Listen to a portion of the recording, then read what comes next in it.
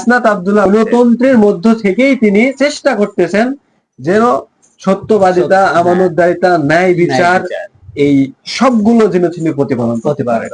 আসসালামু আলাইকুম ওয়া রাহমাতুল্লাহি ওয়া বারাকাতুহু। সুপ্রিয় দর্শক মণ্ডলী, আপনাদের সকলকে স্বাগত ইসলামিক স্পার্কের নতুন ভিডিওতে। আজকে আমরা যে বিষয় নিয়ে আলোচনা করব সেটা হচ্ছে আমাদের ফেসবুক, ইউটিউব, সোশ্যাল মিডিয়ায় সবচেয়ে বেশি ট্রেন্ডিং হচ্ছে হাসনাত আব্দুল্লাহকে নিয়ে সমালোচনা, তাকে নিয়ে অনেক কটু কথা বলা হচ্ছে। আসলে তিনি কি আসলে একজন সৎ শাসক? আসলে একজন তিনি সৎ নেতা? আমাদের এই বিষয় নিয়ে আলোচনা করার জন্য আমাদের সাথে রয়েছেন আমাদের প্রিয় দাদু। দাদুর মুখ থেকে আমরা বিস্তারিত জানবো। দাদু, একজন সৎ নেতার কি বৈশিষ্ট্যগুলো রয়েছে, একজন আদর্শ নেতার কি বৈশিষ্ট্যগুলো রয়েছে, এর সাথে কি আমাদের এখন যে নেতা হাসনাত আব্দুল্লাহ এর কোনো মিল আছে না নাই, এ বিষয়ে তুমি বিস্তারিত দর্শকদেরকে বলো। ওয়ালাইকুম আসসালাম ওয়া রাহমাতুল্লাহি ওয়া বারাকাতুহু। আমরা প্রথমত আমাদের ভাই হাসনাত আব্দুল্লাহর জন্য দোয়া করব, আল্লাহ তাআলা তাকে যেন নেক হায়াত দান করেন। আল্লাহুম্মা। অন্তত পক্ষে এত নেতার মধ্যে হলেও এই যুগে এসেও তিনি মানুষদের মধ্যে এরকম জবাবদিহিতামূলক এবং ন্যায় বিচার, সত্যবাদিতা, আমানতদারিতার একটা উজ্জ্বল নিদর্শন আমাদেরকে দেখাচ্ছেন।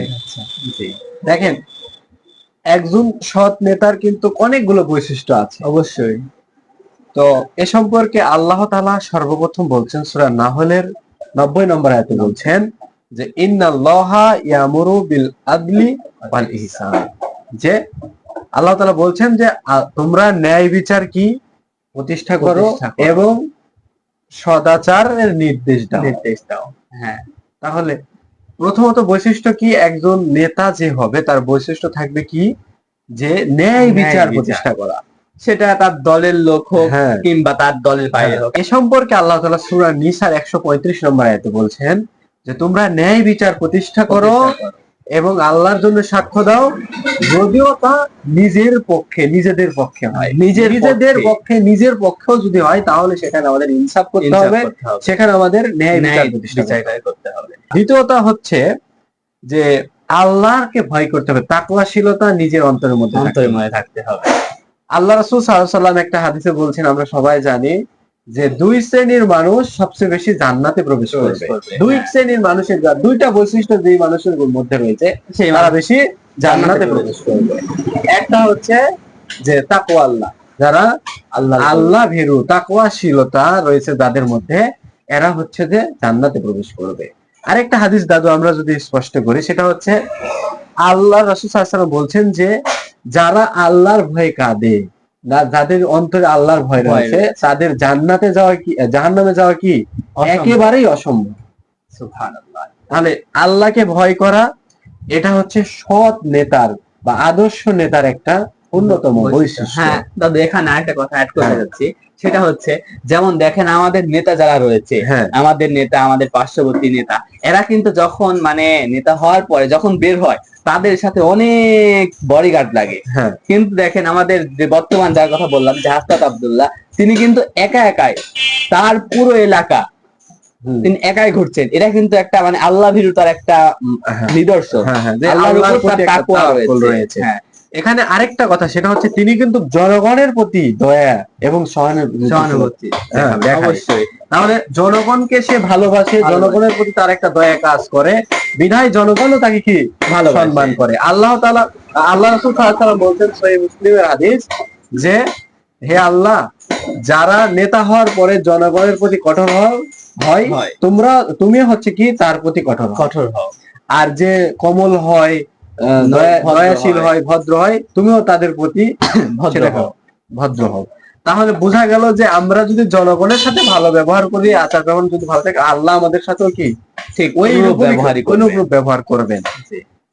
এখানে আরেকটা বিষয়, সেটা হচ্ছে যে আমানতদারিতা।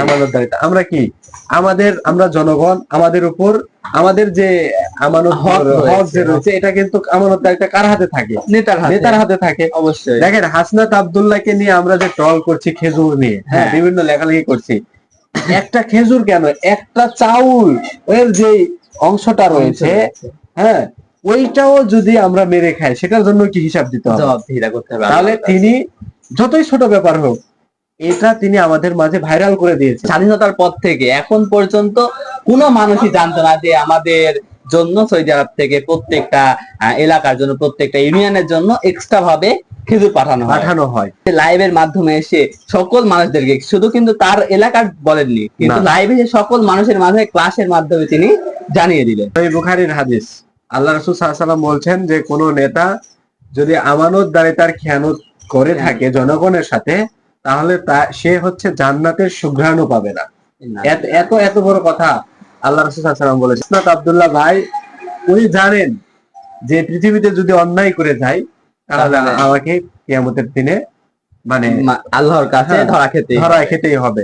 তার মধ্যে এই আল্লাহ ভীরুতা, এবং যদি দেখো তুমি দাদু তার চেহারার যে কপালে কিন্তু একটা দাগ রয়েছে সালাত করা, হ্যাঁ, মানে এ থেকে বোঝা যায় সে কিন্তু সালাত আদায় নিয়মিত আদায়। অনেক ভিডিওর মাধ্যমে দেখছি সে সালাত আদায় করছে। হযরত আব্দুল্লাহ ভাইয়ের মধ্যে আমরা এই সবগুলো বৈশিষ্ট্য আমরা দেখতে পাই। তাহলে আমরা ধরে নিতে পারি সে আমাদের মানে সেই একমাত্র আমাদের ন্যায়পরায়ণ শাসক। মানে এই যে সাহাবীদের যুগের যে শাসক ছিল, সাহাবীরা ওনাদের মতোই তিনি করার চেষ্টা করছেন। এই গণতন্ত্রের মধ্য থেকেই তিনি চেষ্টা করতেছেন যেন সত্যবাদিতা, আমানতদারিতা, ন্যায় বিচার, এই সবগুলো যেন তিনি প্রতিপালন করতে পারেন।